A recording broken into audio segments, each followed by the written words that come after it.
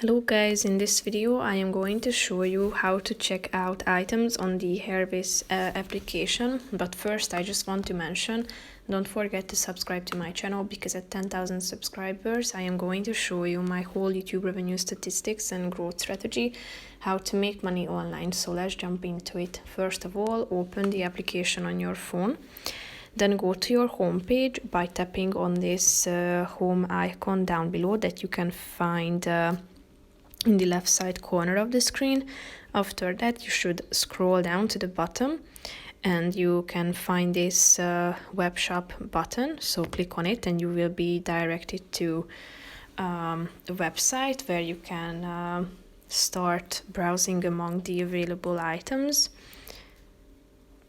Here you can find the search bar, so you can type in a keyword, or if you tap on the menu icon in the upper left corner of the screen, you can find several categories such as sports, shoes, clothes, clothing, equipment, brands, and so on. So if you tap on a relevant category, you can find subcategories, tap on it, and you will be able to check out all of the items that category includes. Or you can also type in a relevant keyword, and here you can find the products, so feel free to browse among them.